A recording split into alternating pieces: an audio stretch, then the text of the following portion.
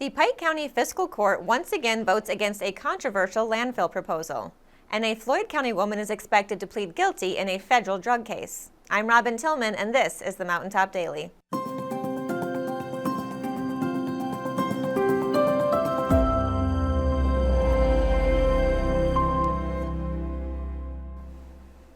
The Pike County Fiscal Court was once again talking about a controversial proposal to construct a new landfill last night. And once again, the court voted 3-1 to rescind an agreement with the company proposing to build it. This time, for the first time, some members of the public were able to comment on the matter during the meeting. And while all of them were against it, many were also upset about how the court makes its decisions. I was in the crowded courtroom to hear what they had to say. Hundreds of people packed the Pike County Fiscal Courtroom last night to voice their opinions regarding the placement of a landfill at Myra. The landfill was approved by the county this past January, but outcry from citizens who felt they were not involved in the process called for additional meetings. Citizens were given 3 minutes each to speak. While many stated reasons why they don't want a landfill in their backyard, many more expressed their dissatisfaction with the lack of transparency by the county. And I know you said that, yeah, you put it in the newspaper or whatever else, but that is the bare minimum. When you fix the landfill, you make Facebook posts and you did all these things.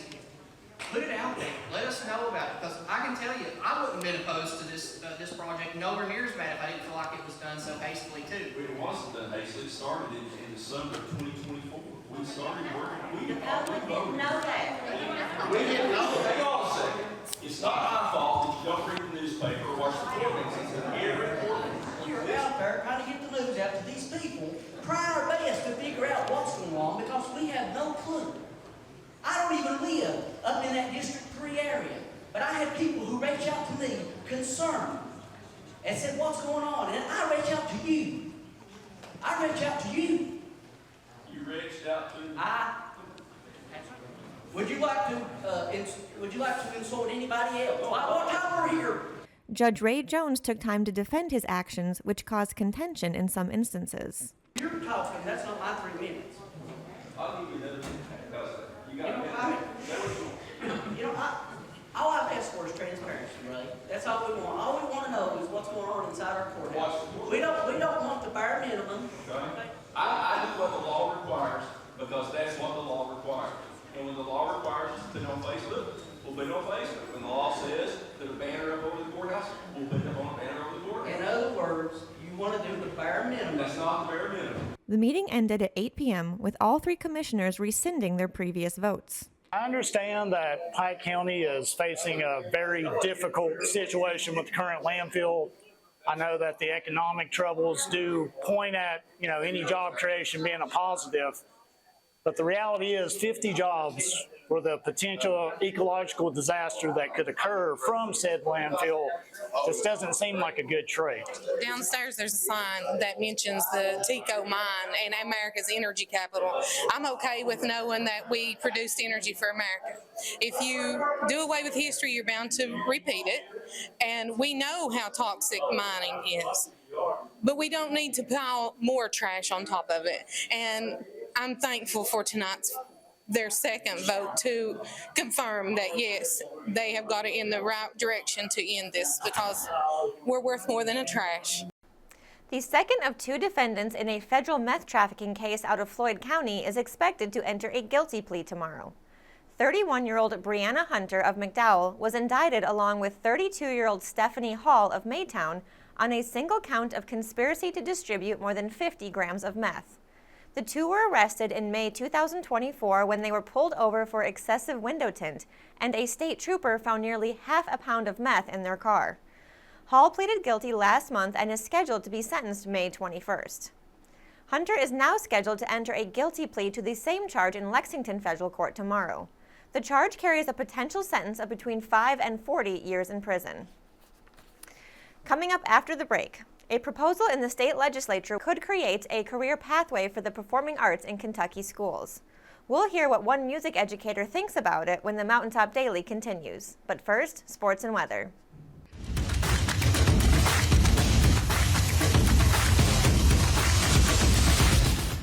Hi everyone, I'm Destiny Fowdy, and here is your Mountaintop Sports Recap. We start on the softball diamond, where the University of Pikeville dropped 2 conference games at Milligan on Tuesday.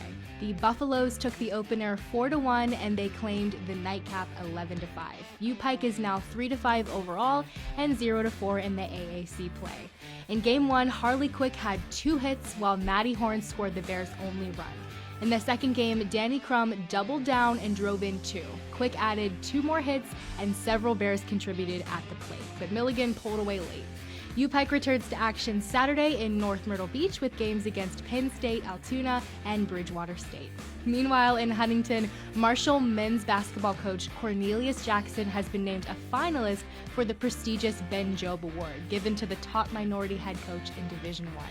Jackson has led the Herd to a 19-12 record and a number 2 seed in the Sun Belt Conference tournament, with the semifinal matchup set for Sunday night. Marshall is just 2 wins away from a conference championship. That's your recap for today. I'm Destiny Foudy. Thanks for watching, guys.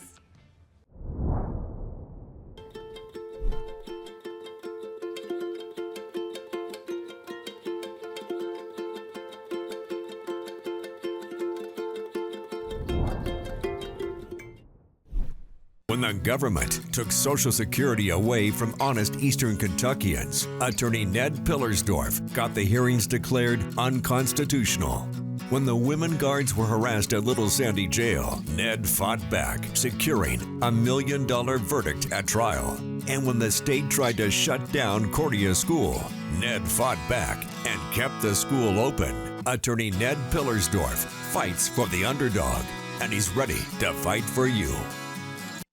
It's Tech Madness at Appalachian Wireless, and these deals, they're next level. We're taking $700 off select devices, or bundle your tech to get savings up to $1,100 off in tech savings. Those are some prime time savings. From phones to accessories, everything you need to stay connected is right here and ready to help you score big during our Tech Madness. But don't wait. These deals won't last forever. Head to your nearest Appalachian Wireless retail location or visit us online at AppalachianWireless.com to find out more. Because when it comes to wireless, we're always here to help you save big. Because we are you, we are Appalachian Wireless. Kentucky has laws on the books requiring the Department of Education to address unmet vocational and technical needs in local communities by creating career pathways in schools to train students to work in those fields. Now, a bill in the General Assembly would also create a career pathway for the performing arts. Nick spoke with Pike Central's band director to get his take on the proposal. Kentucky State Legislature is considering House Bill 591, which would allow for greater support for students seeking careers in performing arts. This means schools with esteemed music programs, such as Pike Central High School, would greatly benefit if the bill passed. Director of Bands Jason Johnson tells us his thoughts on the bill's importance. Yeah, currently HB 591 is something that's being talked about and is starting to get some traction in Frankfort. We're really excited about the idea here for Pike Central because we have multiple students who end up majoring in musical careers and or different arts careers. And this would actually get a pathway developed at the school level that students can come in and as if they're specializing in music so that they're able to take classes that are more focused on what they want. I've reached out to our community to support this bill because of how many students it directly impacts.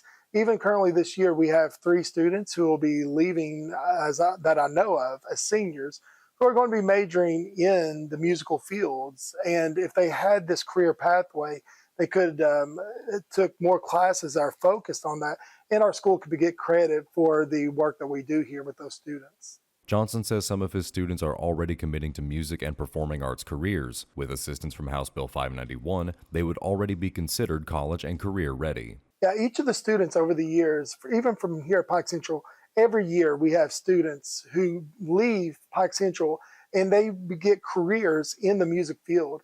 Each of these students talk about how if they had a career pathway set up for them at the high school level, that they would love to be able to focus on their craft at an earlier level and been able to make that their main focus. And this bill would help those. The current students who are getting ready to graduate are having to look at other business classes and things of that sort to be college and career ready, where this pathway would make them college and career ready simply by the work that they do in the arts. That's going to benefit them in their career from here out. Reporting for Mountaintop News, I'm Nick Collum. That will do it for this edition of the Mountaintop Daily. Be sure to check us out at 6 p.m. every weekday on Mountaintop TV, the Mountaintop TV app, and the Mountaintop News Facebook page. With your Mountaintop Daily, I'm Robin Tillman for Mountaintop News.